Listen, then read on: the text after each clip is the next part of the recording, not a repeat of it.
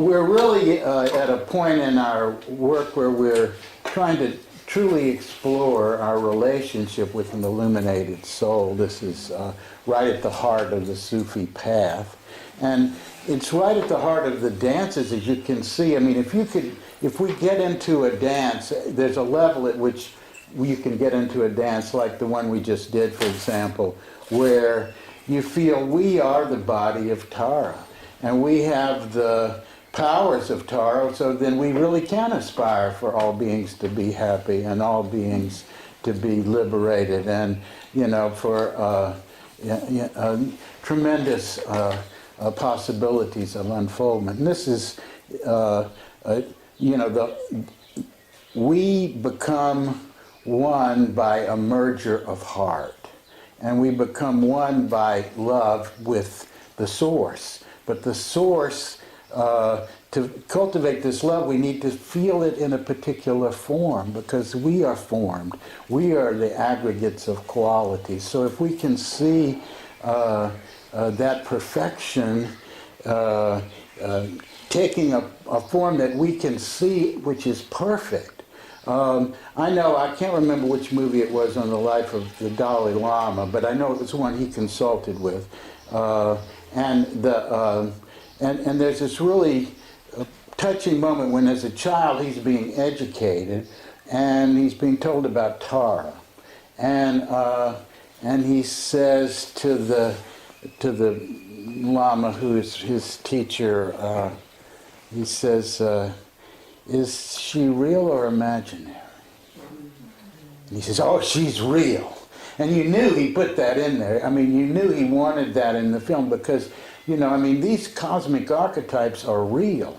You know, the Shiva, Tara, these beings, Kuan Yin, these are real. They don't have, you know, you don't have to trace, you know, that they lived here in San Francisco at this day and time, like, you know, or whatever, you know. I mean, because there's two kinds of beings. One who appear first in the cosmic realm, you know, through the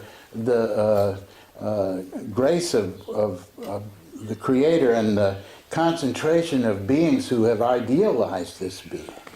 You know, and then that being becomes a source of emanations in, you know, and takes incarnation in a certain sense, because it becomes embodied. And so this is all part of, you know, the amazing thing in our Sufi path is we are given this freedom to find the form of perfection that we can really give our heart to. We're not just said, okay, you have to accept this image of God, or you have to accept this particular incarnation as being the one. So this gives us a lot of, because we want to bring forth our sense of perfection, our sense of that ideal power, because when we can feel it and the reality, we make God a reality, God makes us the truth, an icon says. And how do we make God a reality? By opening to the ideal, to the perfection in a perfect soul, who we might have to imagine, but who we give. I mean, you say, okay, Tara.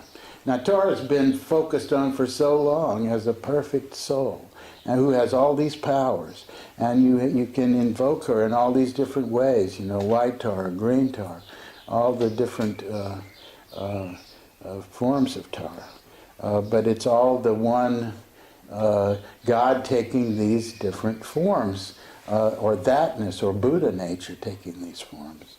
But we need this vehicle to connect with.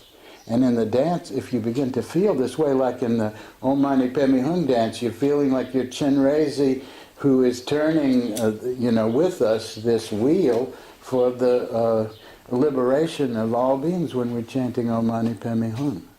So this is the way, you know, Murshid says in those lessons on Tasawwuri Murshid that we were studying last time, this, you know, which is right at the heart of the whole inner path as far as I can see.